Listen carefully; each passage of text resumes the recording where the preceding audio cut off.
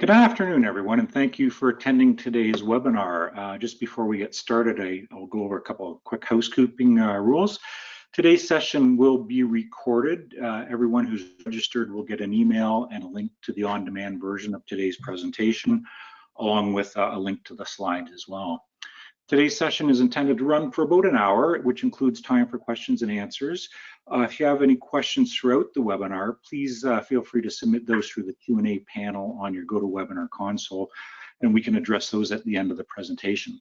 If for some reason we don't quite get time to answer all the questions today in the live event, we'll be sure to follow up directly with responses to those as well too. My name is Kevin Hollis. I work with Shea Global.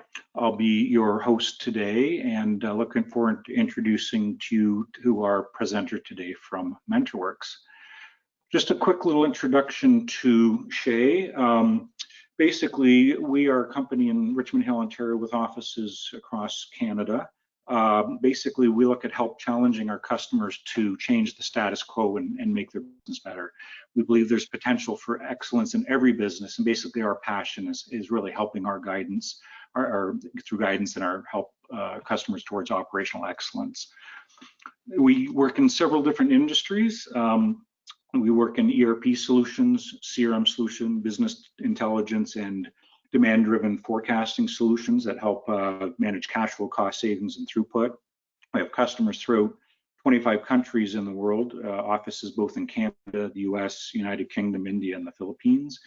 Our team consists of a very extensive team of experts. In terms of industry experience, we've worked in aerospace and defense, automotive, consumer goods, electronics, fashion, food and beverage, machinery and equipment, medical devices, chemicals, plastics and rubbers, and pharmaceuticals, all of which have their unique requirements and challenges. And in a perfect day for us, we like a little challenging opportunity in terms of helping people run their business again more effectively. I'd like to introduce our guest speaker today, Jeff Dumart from MentorWorks. I consider Jeff a good friend and a colleague, and he's from Wilfrid Laurier, where he graduated as a business co-op student with over 10 years of combined experience in account management, business development, and marketing. Today, he's a business development executive at MentorWorks, where he informs, educates, and leverages various provincial and federal government funding programs for companies across Canada. And with that, Jeff, I'll turn it over to you for today's presentation. Perfect. Thank you, Kevin.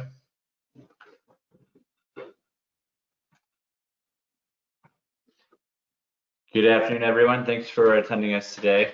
I'm going to give a quick overview on MentorWorks, a little bit about us, the different processes, the advantages of using our services, and then I will dive into the different funding programs you can take advantage of to offset some ERP implementation costs.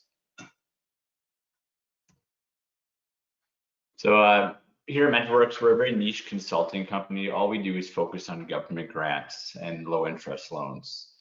What makes us different among our peers? Well, we have the most experience through volume of applications. Last year alone, we wrote over 900 different applications. We have a large number of funding programs served. On average, we write 75 different unique funding programs. We have great relationships with program managers, so this is useful if we do need a quick reply or if we're unsure about a particular project, and if it's a fit, we can quickly reach out to the program contacts. We understand what it takes to win and how to appeal this. Some people might not be aware that you can actually appeal to a decision if they mark it as lost or if they don't want to fund it. More often than not, we are successful in overturning that appeal. So just another little value add we can help with there. These programs are very time sensitive. We know that there's a lot of time involved from our customers.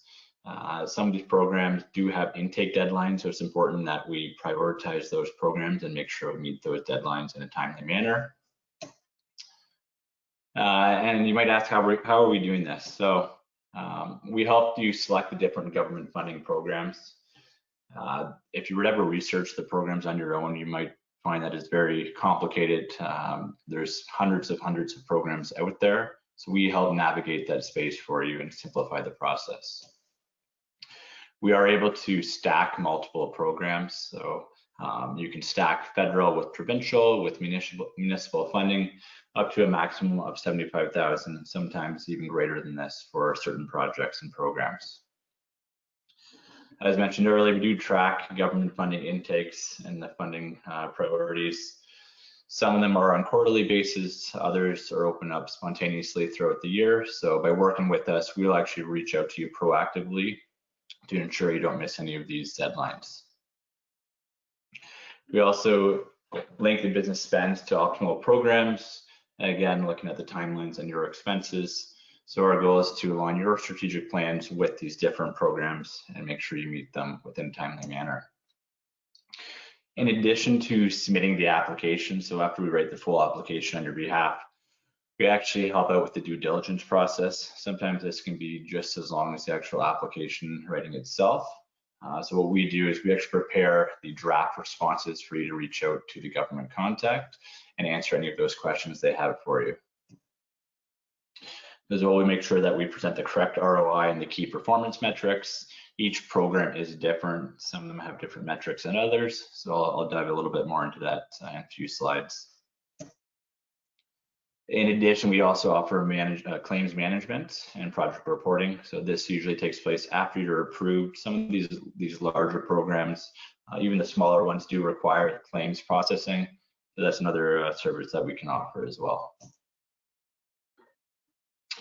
A little bit about MentorWorks. We have 25 funding specialists on our staff.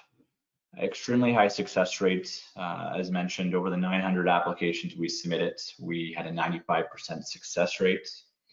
We write 75 unique programs per year. Our average client is getting around $175,000 in grants. That's non-repayable loan or non-repayable grants. We also are averaging 2.4 million on repayable loans for our clients.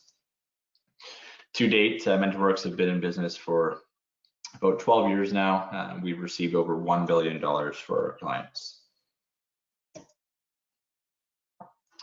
Another value add of using our services, it's very difficult to write these applications on your own, as well as run your daily jobs and businesses. So by using us, we can reduce that time by up to 95%. Here at MentorWorks, we created the proactive funding approach. So what this is we work with you to evaluate your current situation, learn more about your company, and then from there, we align the different funding programs based on your growth strategies and plans. So then we strategized, again, based on your plans, the timing of when you want to start a certain project, as well as align that with the upcoming intake deadlines. And then we actually implement the application. So writing the full application, there will be some time involvement on your end, usually about 1 to 2 hours. The way this process works is we would set up a separate meeting with one of our team leads. They would get to know more in-depth information about your project and company, and then they would actually write the full application on your behalf and then present to you with a draft copy before submitting it online on your behalf. And this is a continuous cycle. So what makes a successful application? How do we get that 95% success rate? There's 3 different things that these government funding programs focus on. 1, project timelines. It's very important to be proactive to make sure you plan ahead. The majority of funding programs do require that you get the approval prior to actually starting your spend. There are some exceptions to this where they do allow you to start or incur your expenses once the application has been submitted, but I would say about 90% of them do require that full approval first. We look at the project expenses, making sure each of the line items are an eligible fit for the program. Sometimes we can stack these with other programs to make sure you maximize the amount of return you can get back. And then lastly is the project impacts themselves. So as I mentioned earlier, there's many different impacts depending on the program you go through. Just quickly touching base on some of these. Some require a certain revenue growth greater than 10%. Others look at your actual export revenue growth. So in order to apply for some of these programs, they either require that you're currently exporting or you have plans to export. Other programs look at job creation and retention. This is important on all applications or programs you're going through. Some are more strict than others and actually require that you meet a minimum threshold of new jobs or job retention. More and more, we're seeing a lot of these programs lean towards innovation. So from a government standpoint, what they determine as innovative is something that's new to the industry or new to Canada. They also want to make sure that you have the management team on hand to actually carry out these projects. So they do look at your past experience. They do look that you're incorporated for a number amount of years to even apply for some of these programs. Employee engagement is extremely important as well. As I mentioned, each of these programs are different, so by working through us, we will highlight and stress the importance of each of these impacts per program. So now I'm going to dive into the different funding programs. Today's focus will be on the support for ERP project. As also, there was a question earlier about the hiring and training incentives, so I will touch briefly on these. And then there's a few other programs on the COVID support programs, which I thought were might be of interest as well. So hiring and training. Throughout the year, there's many different hiring programs. These generally change on a monthly basis. So if you've applied for something in the past, there's a good chance the program has changed. They might be out of funding, but each year there are new programs that open up. And by working with us, we will actually reach out to you and advise if that particular program is a good fit for your company. These programs do vary depending on the industry that you're in. Some of them are specific for digital or technical type roles. Others are based on the industry itself. So the food and beverage industry, the green, the renewable energy space has a lot of programs, as well as the bio space. And the majority of these programs do have similar requirements that they have a minimum of 30 hours per week for that candidate. So they do not accept part-time roles. They do require that they receive CPP and EI deductions as payroll members. They must be under the age of 30 and a permanent resident or a Canadian citizen. One other thing to note, the majority of these programs do require that the candidate is not put onto the payroll until they've been received or accepted for the funding. So it is a fairly quick turnaround time, usually within a week to 2 weeks max. Again, there are exceptions to this, especially given the current COVID situation. Some of these programs will retroactively fund the co-op students. In particular, any companies in the aerospace industry, that program is retroactively funding positions as of April 1st. So these programs, they vary between $5,000 to $7,000 to a maximum of 16 weeks. There are some large ones that just came out again for the food and beverage space. You can actually receive up to $22,000 for internship roles or post-secondary graduate roles. These ones are a little bit more lucrative. They do require that they are a recent graduate, so usually graduated within the last 2 to 3 years, covering 50% of their wages for the first year. And then there is the post-secondary master's, graduate, and PhD programs. Again, more funding available for these programs, but they are specific to bringing on a particular student or grad for an R&D project. Now we'll dive into the different ERP funding support programs. This is a great program, CME Technology Assessment Program. It's new, it just launched within the last month, and it will actually cover 100% of the consultant's costs to a maximum of $25K. So it does require that you work with a qualified service provider. Shea Global has already gone through this process and they have been approved. And they will actually work with you to review your current processes, your current technologies, your current solutions, and then make recommendations on that particular analysis. So I believe Shea, they've referred to this as their blueprint engagement. It does require that you get the approval before you start. CME has confirmed that they will approve within 45 days.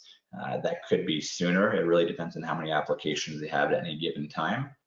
The assessments themselves must be completed by January 31st, 2022. To be eligible for this program, does require that you are a manufacturer greater than 15 employees and less than 500 on your payroll. You have to be in Southern Ontario. So the term Southern Ontario is fairly broad. They're looking at around Ottawa and going all the way down towards Windsor. Have to be financially stable, incorporated for at least 2+ years, and not receiving contributions towards the activities from other funding programs, because you cannot go above that 100%. It's a 4-phase process, so it's a little bit different than some of these other programs. The first phase is fairly basic. It just requires that you meet the eligibility criteria as outlined previously. It takes about a week to get that approval. At that point, then you can receive the full application. So this is where we would work with SHEA simultaneously to get that full proposal from them and actually write up the full application on your behalf. Once you are approved, and only after you're approved, you can actually partake in the assessment. And then the final assessment report and claims processing takes place once that is complete in phase 4. Another program, this one is specific to companies in the automotive sector. So you would need to be a manufacturer with at least 50% of your revenues going to that automotive supply sector. It is required that you get the approval before this one starts. That the second opening was supposed to be in winter of 2020. Given this current COVID stuff, it has been put on a slight delay. We do contact with them weekly, and they've advised that sometime this summer it will be opening up. So any companies that are in that space, feel free to reach out to me, and we can give you updates once that actually launches. It's 50% to a maximum of 100K. So this one will actually cover the full implementation, hardware and software costs, and anything associated with that particular project. You can also stack it with other projects you might have. So if you don't max it out at the full 100,000, meaning your budget has to be at least 200,000 to max that out, you can include other types of initiatives in that. Training incentives for ERP projects. So the Canada Ontario Job Grant has been around for about 6 years now. They've made the program a little bit more stringent in terms of what can be approved through training.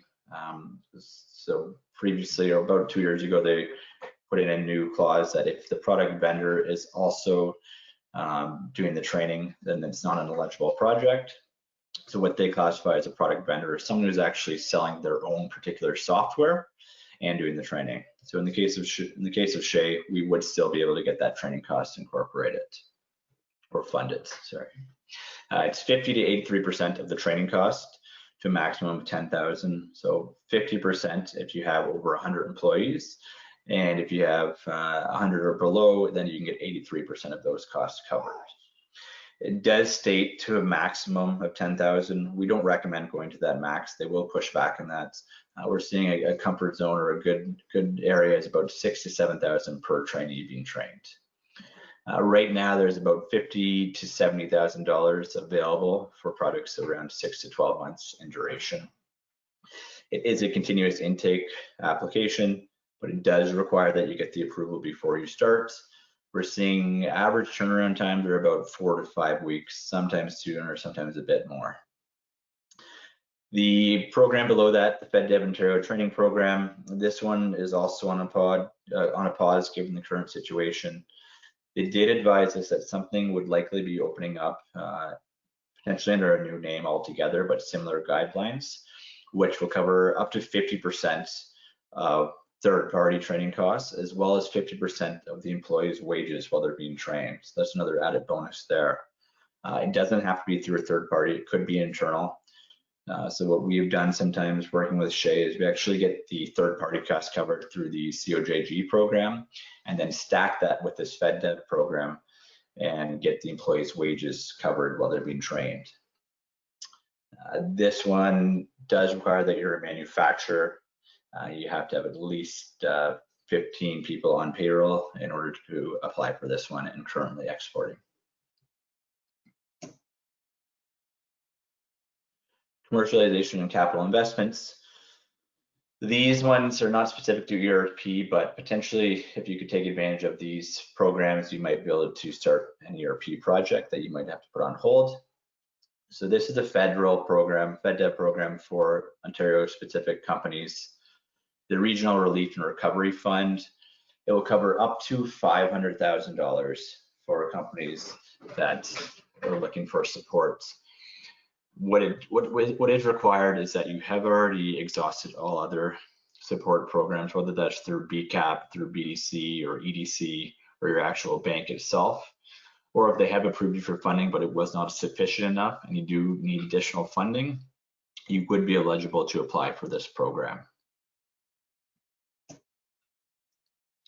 So again, it's for Southern Ontario program, Southern Ontario being Ottawa and below, up to $500,000, 0% loan for up to 5 years. The up to $500,000 or the amount you get back does depend on how much your sales were in your last fiscal year. So the range is, I believe if you're above 5 million and above, you can get the max of 500K, 2.5 to 5 million, you're looking at around 250,000. There is a similar stream in Northern Ontario as well.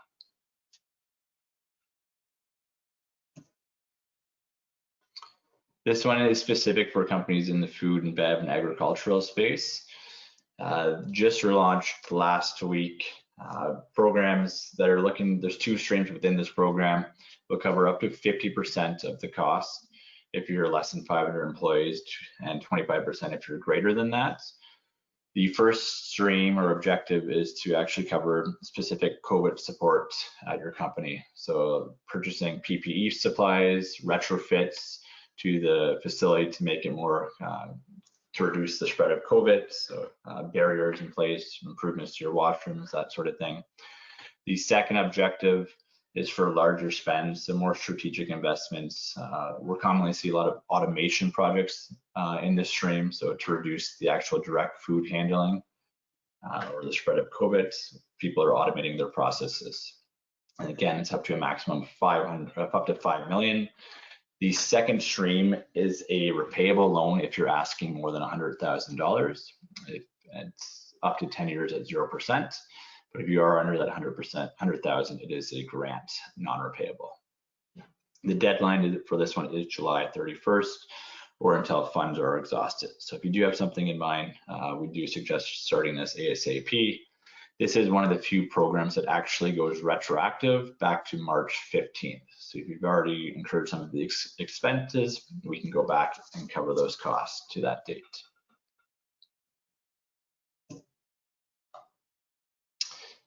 And that is it on my end. So again, thanks for everyone for joining. I'm going to pass it back to Kevin now to wrap things up, and then we'll go through some Q&A.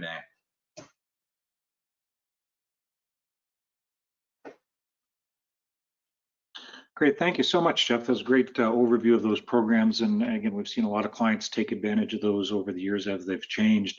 Now we'll open up to some questions that have come in. If you can, in the chat box on the webinar there, post any questions and we'll feed them up.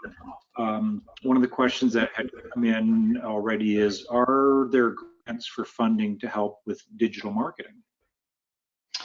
Great question. So there are funding programs available. There was actually a recent one announced about last week. It's not significant, it's not huge, but it will cover up to $2,500 to help you get your business online and improve your website. It's fairly straightforward. We don't actually get involved with that one. We don't have a lot of value add to it, but if you are interested in that, happy to reach out and provide you links to that particular program.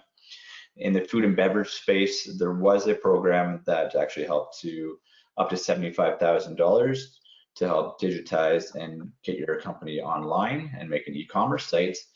However, that one was extremely oversubscribed to, and they ran out of funding within the first 2 weeks. But there is a chance that one will get a top up. So again, reach out over the next couple of weeks and we can let you know on that. Mm-hmm. This may have been answered already, but if there's any embellishment on it, Jeff, it says, I'm interested in funding for machinery training and training and materials for training separate from the federal SHRED program. What programs exist? I think some of the ones you mentioned on that you could talk to, but is there a reference to the difference between that and SHRED? Yeah, so SHRED's more of an R&D tax credit, something that you do retroactively, so you've already incurred those expenses. The training programs are completely separate from that. As I mentioned, the FOTP program, it's on a pause right now, but it's definitely something that's worth taking advantage of for internal training. If you do get a new piece of equipment, or if you're doing cross training on equipment to get your employees back up to speed, definitely take advantage of that one. It is on a pause, but it should come out in the coming weeks. The other thing to mention there is if companies are doing SHRED, another program, I did not mention it, but it's IRAP, Industrial Research Program, which covers proactive R&D projects. So this is specific for internal wages. It'll cover the internal wages at 80% for an R&D project, and 50% if you have to outsource that to a Canadian contractor. Excellent, excellent.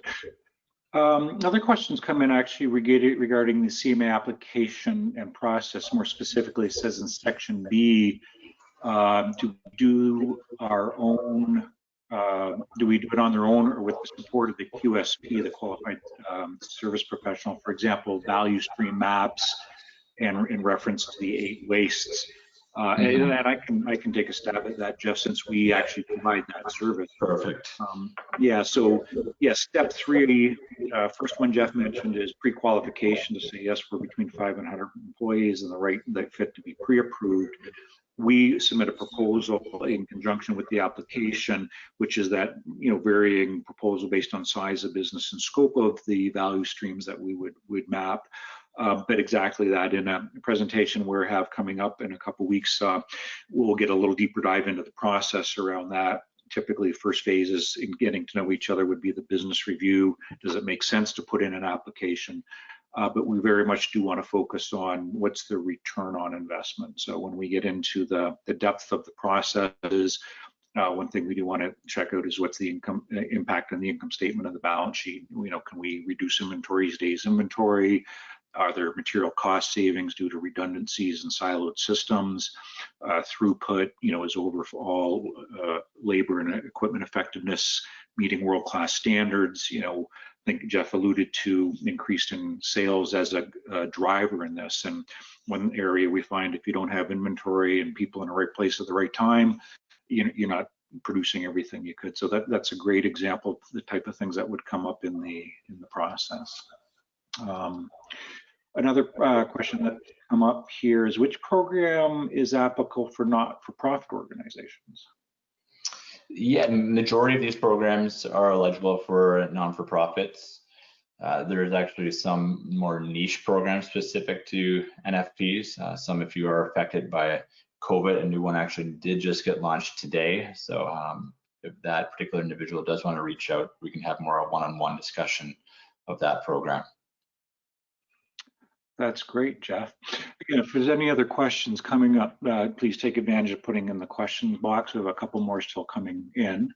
One is, if we qualify for the $25,000 CME Technology, can we use the $50,000 to $70,000 budget if we qualify for ERP implementation costs? For example, Shay to implement an ERP system. So I think they're referring to as stacking these programs. So you can stack them up to a certain amount. My recommendation would be go through the $25,000 CME application first, which is something different than what Shay would be implementing altogether. So that's kind of their blueprint engagement. And then from there, there will likely be additional costs if you do decide to proceed with them. Those additional costs we could then get approved through those different programs I mentioned. Yeah, exactly. Yeah. A scenario that would happen is doing this technology assessment, which is, it's interesting, the CME is supporting this through the federal government. Part of our approach is always to do a technology assessment. We kind of package it up as something we call a blueprint, but same process in phase 1 of a project. If it's specifically ERP, again, we still want to drill down on, what is it we're fixing and why. And that would be the end of the funding for the blueprint or the technology assessment. Out of that assessment will come recommendations, and they're also asking us to, back to the previous question, figuring out through process mapping, what's the cost not to solve the problem. versus we would also then present, well, here's a solution for that. You know, it might be automating electronic funds transfers, it might be putting EDI or e-commerce in, whatever the innovations are. Today, some of those interesting innovations are things like Industry 4.0, we're using Internet of Things and tracking sensors in machines, better scheduling. But so when that proposal comes out, if that proposal involves training for existing or new employees, that's where again Jeff would come back, and we have had clients for the training portion then of what comes out of the assessment covered as much as it was. I'm sure it was north of 80% in one of those cases. Exactly. Yeah. Yeah. So that's where again I think working with MentorWorks and their team is, Jeff will help you line up, because not everything that you can get funding for would relate to SHEA. Some of it will be other projects. This one, you know, that we're talking about, the government one for the CME program, is a grant, which is great. You don't have to pay it back. And part of the reason that's in there is the federal government recognizes that Canadian businesses are hesitant to innovate, and they're hesitant because they don't know necessarily the benefits, or they don't know the cost to solve the problem. And, you know, I think their interpretation of this is if they invest $25,000 to figure that out, you're probably going to innovate, and through growth in your business, they'll get that back in residuals down the road, kind of thing. Yeah, exactly. Yeah, great questions, guys. So another question's come in. Could you please clarify the CME TAP fund? Do manufacturers apply, or does the QSP? Who receives the funding? Is the funding only for the assessment services done, or the actual investment to the manufacturing improvement? Want to take that, Jeff? Yeah, good question. So you are the main, for the company is the main applicant. The QSB is their only involvement is providing you with the actual proposal and helping you answer some of those questions needed on the application. You would actually receive the funds directly to your company. So once you generally show proof of payment that you've engaged with, say, SHEA, then they would reimburse you for those costs. Yeah, exactly. So that's great. Good question. Other questions, can we select our QSP since we are a SHEA Global? Oops, I can't quite read the whole message. I would like to work with them exclusively. Can we select our QSP? Yeah, actually, so when you go on the application form, you know, if you're already working with another qualified provider and you just happen to join our webinar today, we're not here to usurp that relationship. We expect you to stay with that. If you're not working with another qualified service provider, on the initial application, there will be a drop-down list of the limited list of qualified certified providers. SHEA is on that list. Since it's alphabetical, we might be the last one on the list. That's not due to quality of service.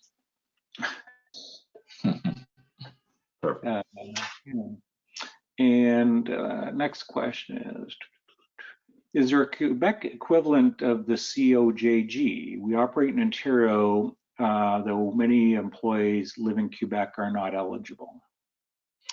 Quebec is a little bit of a different funding landscape. We generally don't get involved there. For whatever reason, Quebec prefers to work directly with the clients themselves and do not allow consultants to be involved. The only ones that we can help out with would be the federal programs, but the training programs in specific, they do have a different program. I recommend just going to Invest Quebec and looking on their website for what's available. Excellent, great, thanks, Jeff. One of the questions coming is any of the $25,000 funding available for the implementation of the solution or any of the consultant assessment by QSP? Yeah, we briefly touched on that one. The implementation costs are separate from the actual CME program. Some of the, depending on what industry you're in, potentially if you're in the automotive space or the food and beverage space, we can actually get those implementation costs covered. If you're not in those spaces, then we would have to look at the actual training components. A lot of the time, the training portion, the actual hands-on knowledge learning is fairly a large part of the scope. So we can pull out those particular costs and get them funded. Yeah, thanks, Jeff. I will note that in the $25,000 funding, it would include potentially, if applicable, any travel or lodging expenses for consultants potentially to be there.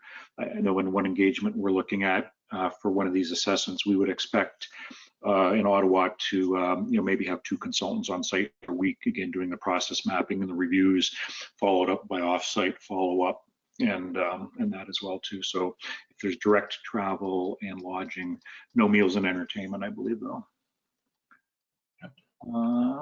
Next question that has come in.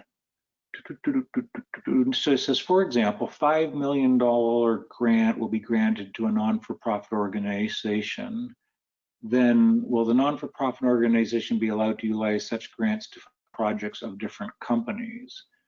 Will actually serve like a middleman handling the grant funds?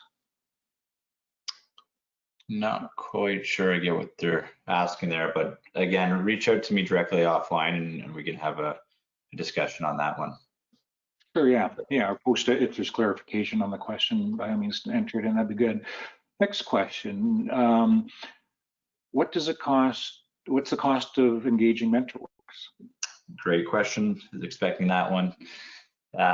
Each program, we work on a per program basis. So depending on the program, we have different pricing options. For federal programs, they legally require us to charge it on a flat consulting fee or per particular rate. We cannot do them on success fee. Again, depending on the program, our fees are around 5 to 10% of what you'd be receiving back. For the larger applications, we'd obviously be on the lower side of that 5 to 10%. For the provincial programs, we can do them on success fees. Our range is about 10 to 15% of what you get awarded back, and we only invoice if you're successful on those. So both of those training programs I mentioned are provincial, so we could do those on success. Great. The questions come in. So is the CME program, are you allowed to look at 2 different problems, or is it strictly one problem? It seems very logical that there may be more than one problem creating waste or lost opportunity. I'll take a stab at this one, Jeff. So there's productivity is, yes, looking at across multiple processes. Typically we would come in and look at a process. The big ones are quote to cash, procure to pay, plan to produce, and what are the key performance indicators around that. If it's a finance team, what are the efforts that go into doing a month end? If it's a multi-line scheduling shop, what efforts are going into scheduling and production, and drilling down into whys. Sometimes we call it the 5 whys. Well, why did the machine break down? Well, because the motor overheated. Why did the motor overheat? Because it hasn't been changed in 2 years. Why didn't it get changed in 2 years? Because we don't have a preventive maintenance program. Oh, well, the result of that is a preventive maintenance program would keep that machine up running another 5% over the course of the year. And what's for 5% production? Is it worth it, kind of thing? So quality is another issue. If there's a quality issue that, or maintaining quality, achieving ISO certifications, those are things that we look at because that would help increase sales, especially in food and different verticals. We look at waste reduction, environmental impact, and green efforts as well too. A little harder sometimes to measure the KPIs around that. Energy efficiency is another thing too. Sometimes machines that are running, or again, lights and energy could be replaced. Specifically, we're predominantly looking around innovation. So some of gains might be low-hanging fruit, not specifically in our typical assessment where we're looking at business processes. This grant in particular is inclusive of information and management systems. So it's often the systems that produce the outputs, but it's up to you as customers to use those outputs to get the outcomes. And in a bigger scale, just jumping up a little bit, after you do a technical assessment and you say put in new information management systems, one thing that's important, that isn't really the end of the project. The project is now able to use that system, but again, there's a lot of potential change management, culture management change in using those new outputs to get the outcomes you're looking for. So we go into this to find the cost, not to solve the problem. To fix the problem is the outcome we want. So we do need to use the new systems. After you go live, down the road, you need a culture of better sales and operational planning using these new tools. So yes, we'd look at a number of different aspects on that. Another question's come in. Is there still an exporters marketing grant for trade shows? I think it was EMEAs. And if so, how much is allotted?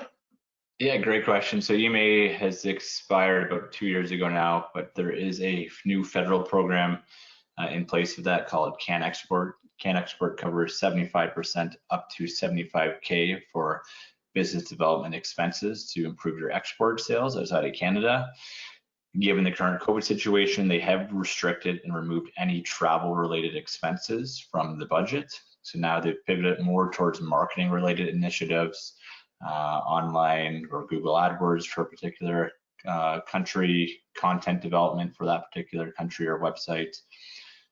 So again, reach out and we can go through the different eligible items that you might have for that one. All right, thanks, Jeff. It looks like that's most of the questions that come in. Thanks very much for being very active. I guess in terms of next steps, I'd like to again say that if you do have any questions or if you have any additional help needed, you're welcome to reach out to us. Our contact information should be now up on the screen there.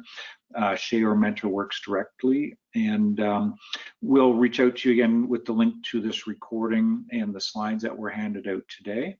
And we really appreciate your time looking at this. Obviously, you are the forward-looking thinkers in the industry, and we're excited to have the opportunity to engage with you. Thank you very much, and have a great afternoon. Thank you. Thanks, everyone.